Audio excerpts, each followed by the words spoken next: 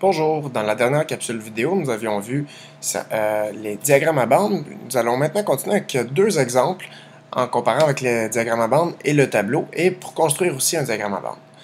Donc ici, le diagramme à bande permet de comparer des données. Dans le diagramme suivant, on compare le temps consacré aux enfants par le père et la mère d'une certaine famille. Donc on peut avoir une légende, comme ça ici, qui va nous donner le temps pour la mère, le temps pour la mère pour les activités sociales, le temps pour le père pour les activités sociales qu'ils consacrent quotidiennement, donc à chaque jour, à leurs enfants. Ce qui est bien au diagramme à bande, c'est qu'on voit rapidement, c'est très visuel, on voit par exemple rapidement que la mère passe plus de temps dans les activités sociales que le père à consacrer du temps aux enfants. Et on voit que les activités sociales prennent plus de temps aussi que les sports. Donc c'est très visuel, on peut comparer assez facilement. Donc on va aller reprendre cette même information-là ici pour la mettre dans un tableau. Donc quand j'ai un tableau, la première information que je dois mettre, c'est le titre. Donc le temps quotidien consacré aux enfants. Et je vais aller ici identifier mes colonnes. Donc je vais mettre ma première colonne qui va être les activités. Ma deuxième colonne qui va être le temps pour la mère en minutes. Donc je mets ici mes unités entre parenthèses. Je n'aurai pas ici à répéter mon mot minute, minute, minute. J'aurai qu'à dire combien il y en a. Et ici, ça indique que c'est en minutes. Et la même chose, temps pour le père, ici en minutes. Donc mes activités, je vais prendre mes 4 activités ici. Et je vais prendre aussi le total. Donc pour les 4 activités, plus le total, donc j'ai le sport, télévision, repas, activité sociale et au total.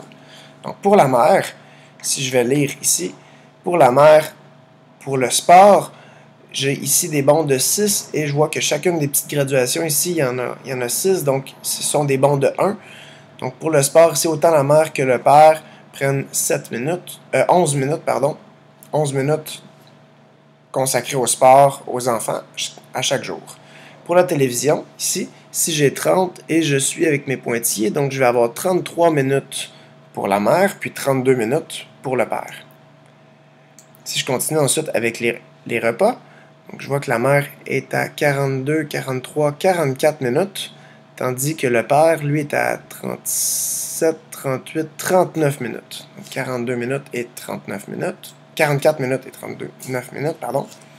Puis les activités sociales, 60 minutes pour la mère, et pour le père, ici, je suis à 38 minutes.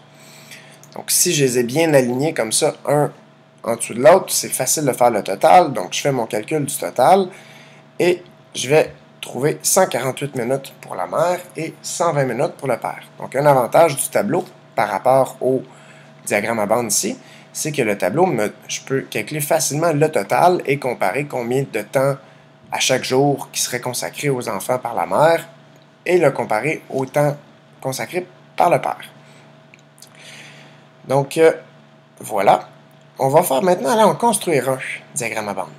Donc ici, si on prend un exemple où on a interrogé 80 élèves de première secondaire pour déterminer leur catégorie préférée d'émissions de télévision. Donc, trace le diagramme à bande verticale à partir du tableau de données. Je vais aller d'abord écrire le titre. Donc si j'écrirais le même titre, donc l'émission de télévision préférée des élèves de première secondaire. Donc l'émission de télévision préférée. Émission de télévision préférée des élèves de première secondaire. Je vais abréger ici puisque c'est un peu plus long. Donc émission de TV préférée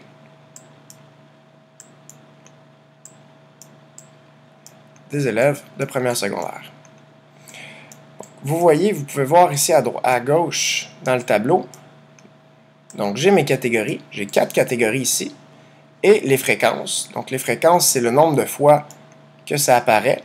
Donc ce que ça veut dire, c'est que la première donnée, à gauche, j'ai 5 élèves qui préfèrent les nouvelles. J'ai 40 élèves qui préfèrent les sports. J'ai 20 élèves qui préfèrent les films. Et j'ai 15 élèves qui préfèrent les téléromans, pour un total de 80 élèves. Donc, j'y arrive, j'écris mon titre. Donc, émission de TV préférée des élèves de première secondaire. Donc, ça, c'est très important. Commencer d'abord par le titre pour savoir qu'est-ce que c'est ma situation. Ensuite, je vais aller identifier mes axes. Donc, ici, puisqu'on m'a demandé un diagramme à bande verticale, je vais avoir des bandes ici qui vont être debout, dans le fond. Donc, je dois aller placer ici mes catégories. que j'ai préalablement écrit pour gagner un peu de temps. Donc, je vais aller placer mes catégories qui vont être nouvelles, sport, film et téléroman. Puis, sur l'autre axe, je vais aller placer mes fréquences. Donc, mes fréquences qui vont être le nombre de fois que ces catégories-là apparaissent, donc le nombre d'élèves qui préfèrent chacune de ces catégories-là. Mes fréquences. C'est dur de bien écrire un petit peu. Donc, pour aller graduer mon axe ici, ma donnée, la plus petite donnée, c'est 5. Ma plus grosse donnée, c'est 40 et non pas 80. 80, c'est mon total. Donc, si parmi mes 4 données, ça passe de 5 à 40, je n'ai pas besoin de faire une coupure d'axe. Donc, je commence ici à 0 et je vais faire des bonds de 5, ce qui serait le plus logique ici.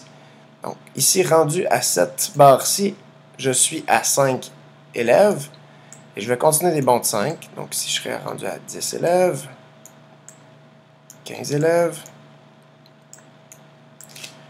20 élèves. Toujours des bonds de 5. Toujours important de garder le même bond tout au long de l'axe. 25, 30,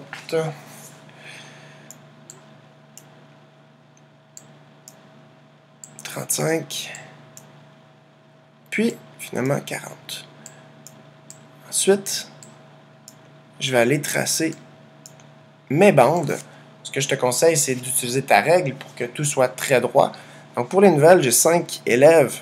Donc ici, je vais aller fermer ma bande et c'est important de garder toujours la même largeur des bandes. Ici, j'ai pris des bandes d'une largeur de 2 carreaux et un espace de 1 carreau entre chaque.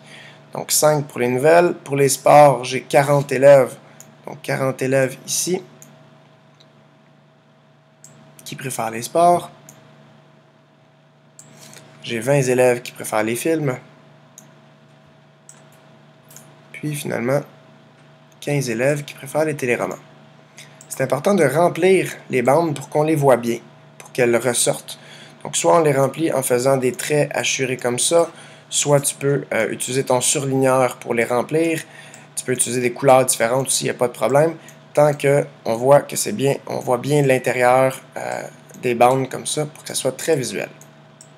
Voilà, c'est comme ça qu'on fait un diagramme à bandes. En faisant le titre, identifiant les axes, en graduant les axes, toujours les mêmes graduations, puis en traçant nos bandes. Donc, dans la prochaine vidéo, nous verrons les diagrammes à ligne brisée.